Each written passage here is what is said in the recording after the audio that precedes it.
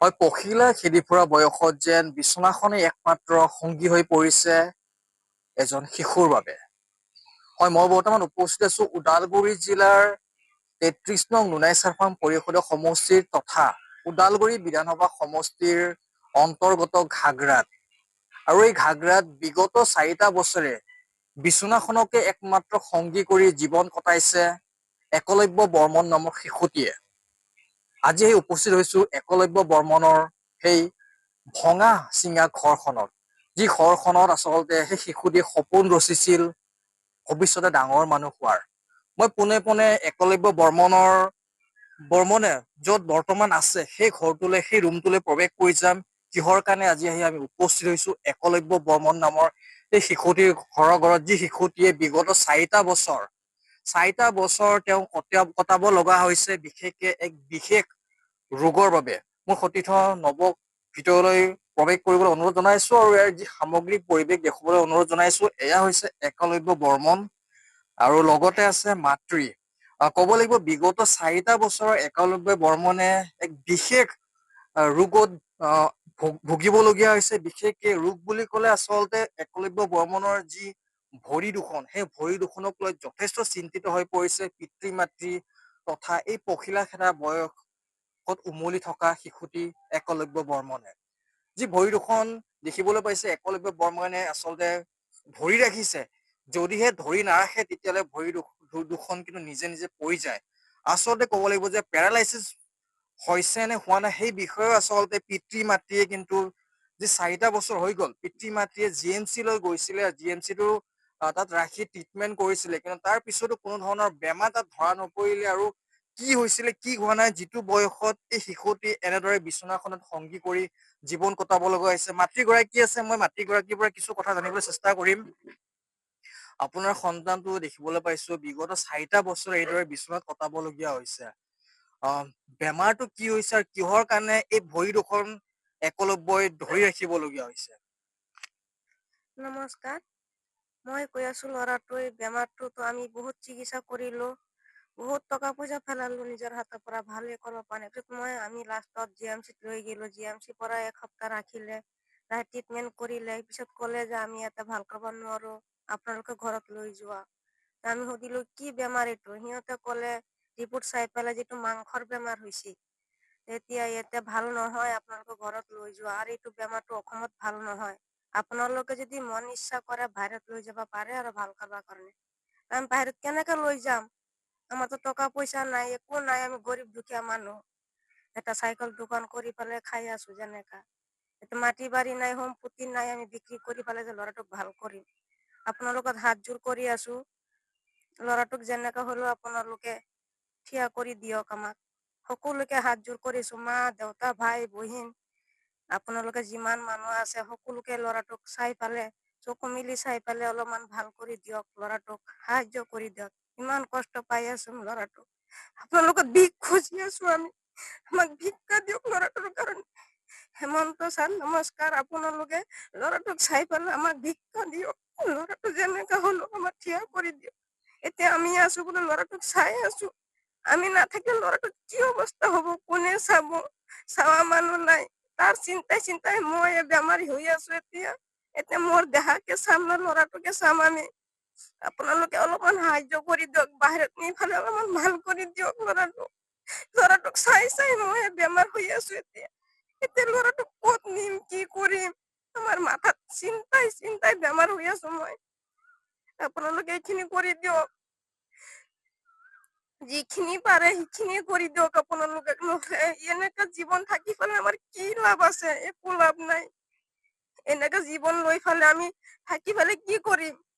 এতিয়া এনেকা অৱস্থা হৈছে, পইচা পাতি নাই, একো নাই, কাৰো তাত আমি সাহায্য নাপাও ল'ৰাটোৰ কাৰণে। ক'ত লৈ যাম, কি কৰিম, চিন্তাই নিজেৰে মাথা পগলা নিচিনা লাগি গেল। এতিয়া আপোনালোকক হাত জোৰ কৰি আছো, আপোনালোকে বাহিৰত লৈ যাওক, ল'ৰাটোক আমাক ভাল কৰি দিয়ক।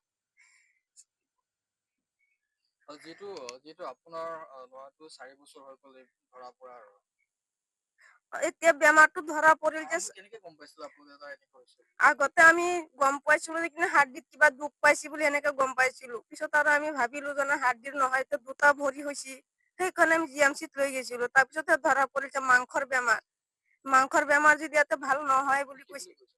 মাংস পিহি বেয়া হৈছে কৈছে। তে আমি ক'লো অপাৰেশ্যন কৰি দিয়ক ছাৰ। সিহঁতে ক'লে নাই মই অপাৰেশ্যন নকৰো, এইটো অপাৰেশ্যন নহয়। এনেকে ক'লে। পিছত মই তাতে হাত জোৰ কৰিলো ডাক্তৰত, ছাৰ আপোনালোকে কিবা এটা চেষ্টা কৰি দিয়ক ল'ৰাটোৰ কাৰণে।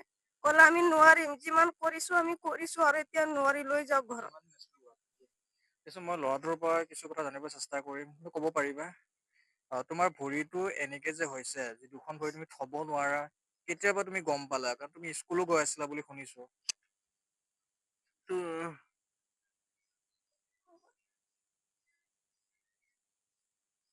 এই যাওঁতে যাওঁতে পৰি যাওয়াৰ কাৰণে আমি স্কুলও নাযাওঁ, বাদ দিলো। অ, এতিয়া ভৰি দুখন ৰাখিব নোৱাৰা, এৰি দিলে পৰি যায়, চিধা কৰিব নোৱাৰা। চিধা নহয়। তুমি এতিয়া তোমাৰ ট্ৰিটমেন্ট কৰিব লাগিব, বাহিৰলৈ লৈ যোৱাৰ কথা কৈছে ডক্তৰে। এহ, মই জনাই আছো মামা, হেমন্ত মামা আপুনি মোক ভাল কৰি দিয়া। মোক মই হাত খোজ কাঢ়বা বহুত ইচ্ছা মোৰ, মোক ভাল কৰি দিয়া। বাহিৰলৈ লৈ যাওঁ, মোক ভাল কৰি দিয়া। কোন ক্লাছলৈকে পঢ়ি আছিলো? কমানচিনি। তাৰপিছৰ পৰা তোমাৰ এনেকে হৈছে। অ, তাৰপিছত এনেকা হৈ গ'ল। নিশ্চয়কৈ ক'ব লাগিব, যে মোৰ সতীৰ্থ নৱয়ে দেখুৱাইছে যে একলব্য বৰ্মনৰ মাতৃৰ চকুলো টুকিছে। নিশ্চয়কৈ চকুলো উলিয়াব মাতৃগৰাকী, কাৰণ সন্তানৰ দুখ বেদনা, সন্তানৰ স্বাস্থ্যৰ কাৰণে একমাত্ৰ পিতৃ মাতৃয়ে যি চিন্তা কৰে, হয়তো সেই চিন্তা কোনো কৰিব নোৱাৰে। আৰু যি একলব্য বৰ্মনৰ যি ভৰি দুখন যদি মই পাৰো সম্ভৱত দেখুৱাবলৈ, তুমি ভৰিখন চিধা কৰি দিব পাৰিবা নেকি? চিধা হয় নে ভৰি দুখন? দৰ্শকসকলে চাইছে, এই ভৰি যি চাইছে, প্ৰথমতে আচলতে সোঁ ভৰিৰ পৰা, এই সোঁ ভৰিখনৰ পৰা আৰম্ভণি হৈছিলে, তাৰ পিছলৈ বাঁ ভৰিখনলৈ বিয়পি গ'ল, আৰু লাহে লাহেকে এতিয়া তাৰ সোঁ হাতখন, যি হাতখনো লাহে লাহেকে তাৰ বেকা হ'ব ধৰিছে। আৰু এক প্ৰকাৰে ক'ব লাগিব যেন ই বিয়পিহে গৈ আছে। প্ৰথমতে সোঁ ভৰি, বাওঁ ভৰি, সোঁ হাতখন, এতিয়া বাওঁ হাতখন বাকী আছে। আৰু এইদৰে যদি বিয়পি যায়, নিশ্চয়কৈ পাছলৈ এক ভয়ংকৰ ৰূপ ল'ব, বিশেষকে একলব্যৰ কাৰণে, যি ইমান কম বয়সত যি শিশুটিয়ে আচলতে দৌৰি ফুৰিব লাগিছিলে, স্কুললৈ যাব লাগিছিলে, স্কুললৈ যোৱা এৰিবলগীয়া হ'ল। বিশেষকে এই যি ভৰি দুখন পাতিব নোৱাৰে, স্কুললৈ গৈ থকা অৱস্থাত বহুবাৰ তেওঁ পৰি গৈছিলে, আৰু এই পৰি গৈ থকা অৱস্থাৰ পিছৰ পৰা আচলতে এনেকে ধৰা পৰিলে যে ভৰি দুখনত নিশ্চয়কৈ কিবা হৈছে। তাৰ পিছত GMC লৈ যোৱা হ'ল, আৰু GMCত এসপ্তাহ থকাৰ পিছত উন্নত মানৰ চিকিৎসাৰ বাবে বাহিৰলৈ লৈ যোৱাৰ বাবে পিতৃ মাতৃক GMC ডক্তৰে জনালে। এক প্ৰকাৰে ক'ব লাগিব যে এই দুখীয়া ঘৰটোৰ পিতৃ এগৰাকী চাইকেল মেকানিক, সপ্তাহত 2-3টা বজাৰ কৰি আচলতে ঘৰখন চলাই আছে। দুটাকৈ সন্তান, ডাঙৰ সন্তানটো ক্লাছ 10ত পঢ়ি আছিলে, আৰু 10ত পঢ়ি থকা অৱস্থাতে আচলতে সৰু ভায়েকৰ এনে অৱস্থাৰ উন্নত মানৰ চিকিৎসাৰ বাবে যথেষ্ট আৰ্থিক সহায় লাগে, অৰ্থৰ প্ৰয়োজন হয়, যাৰ বাবে বাহিৰলৈ গৈছে কাম কৰিবৰ কাৰণে। আৰু ভায়েকক ট্ৰিটমেন্টৰ বাবে আচলতে সেই ডাঙৰ পুত্ৰে টকা যোগাৰ কৰি আছে। আৰু চৰকাৰলৈ, বিশেষকে অসমৰ মাননীয় মুখ্যমন্ত্ৰী হিমন্ত বিশ্ব শৰ্মা ডাঙৰীয়া, BTR প্ৰধান প্ৰমোদ বড়ো ডাঙৰীয়া, যি 33 চন 19 চন পৰিষদৰ সমষ্টিৰ পাৰিষদ সঞ্জিত কান্তি ডাঙৰীয়া, আৰু যিগৰাকী বিধায়ক গোবিন্দ চন্দ্ৰ বসুমতাৰী ডাঙৰীয়া, সকলোকে মাতৃগৰাকীৰ এটাই আহ্বান, নিজৰ পুত্ৰটিক এইদৰে দুভৰিৰে খোজ কঢ়াৰ বাবে, দুভৰিত থিয় হবলৈ সহায় কৰি দিয়ক, আৰু উন্নত মানৰ চিকিৎসাৰ বাবে বাহিৰলৈ পঠিওৱাৰ ব্যৱস্থা কৰক। কাৰণ এওঁলোকৰ হাতত টকা পইচা নাই যে তেওঁলোকে উন্নত মানৰ চিকিৎসাৰ বাবে বাহিৰলৈ লৈ যাব পাৰিব। খাটি খোৱা মানুহ, দুখীয়া দৰিদ্ৰ সীমাৰেখাৰ তলত বাস কৰা, যাৰ আজিলৈকে আপোনালোকৰ অৰুণোদয় আছে নে? চৰকাৰী ঘৰ পাইছে নে? একো পোৱা নাই আমি। একো পোৱা নাই। আমি একো পোৱা নাই আজিকালৈকে, চৰকাৰী পৰা একো পোৱা নাই। আমি এটা সূতাও পোৱা নাই, পোৱাও নাই, আৰু আমি নাপামো কি জানি। আমাৰ নিদিয়ে, গোটাই মানুহবিলাক ঘৰ পাইছি পিছে আমি একো পোৱা নাই। আমি পানী পৰ্যন্ত নাপাওঁ, বেলেগৰ ঘৰৰ পৰা পানী টানি খাওঁ। চৰকাৰী সাহায্যৰ পৰা আচলতে তেওঁলোকে একো নোপোৱা বুলি কৈছে। আৰু ক'ব লাগিব যে যি GMCত লৈ যোৱা হৈছিলে একলব্যক, তেতিয়া কিন্তু যি পাৰিষদ সঞ্জিত কান্তিয়ে বাহনৰ ব্যৱস্থা কৰি দিছিলে। আৰু মই ঘৰ দুৱাৰৰ কিছু অৱস্থা দেখুৱাইছো, কেনেধৰণৰ এওঁলোকৰ পৰিৱেশ বা কেনেধৰণে এওঁলোকে জীৱনটো অতিবাহিত কৰিবলগীয়া হৈছে। দুখীয়া দৰিদ্ৰ এই পৰিয়ালটোৱে এতিয়া অৰ্থ বিচাৰি হাহাকাৰ কৰিছে, একমাত্ৰ পুত্ৰটিক ভাল কৰাৰ বাবে। মোৰ সতীৰ্থ নৱয়ে ইয়াৰ সামগ্ৰিক পৰিৱেশ দেখুৱাইছে। এইদৰে দেখিছে ঘৰৰ পৰিৱেশ, যি ঘৰত আচলতে তেওঁলোকে জীৱন কটাব লগা হৈছে, গোহালি সদৃশ্য পৰিৱেশত গৰুৰ সৈতে তেওঁলোকে বসবাস কৰিবলগীয়া হৈছে, আৰু এইদৰে জীৱন কটাবলগীয়া হৈছে। বিশেষকে একলব্যৰ পৰিয়ালটোৱে চাৰিটাকৈ লোকে থকা এই পৰিয়ালটোত এতিয়া একমাত্ৰ জীৱন সাৰথি হৈ পৰিছে, ঘৰখন চলা সাৰথি হৈ পৰিছে। সেই চাইকেল দোকানখন, যিখন দোকানত পিতৃগৰাকীয়ে মেকানিক হিচাপে কাম কৰি ঘৰখন চলাইছে। আৰু মই যিহেতু একলব্যক মই পুনৰ মোৰ সতীৰ্থ নৱক দেখুৱাবলৈ কিছু অনুৰোধ জনাইছো, একলব্য দুচকুলে চাওক। ডাউন নিউজ প্লাছৰ দৰ্শকসকলে একলব্য দুচকুলে চাওক। যথেষ্ট সপোন আছে এই ল'ৰাটোৱে জীৱন গঢ়াৰ বাবে, জীৱন জীয়াই থকাৰ বাবে, কিন্তু একমাত্ৰ বিচনাখনকে যেন সাৰথি কৰি জীৱন কটাবলগীয়া হৈছে। মাতৃৰ চকুত চকুলো নিগৰিছে। মাতৃ যিহেতু কৈছে ডাউন নিউজ প্লাছৰ আগত যে মাতৃ নিজে বেমাৰী হৈ পৰিছে পুত্ৰক শুশ্ৰূষা কৰোঁতে।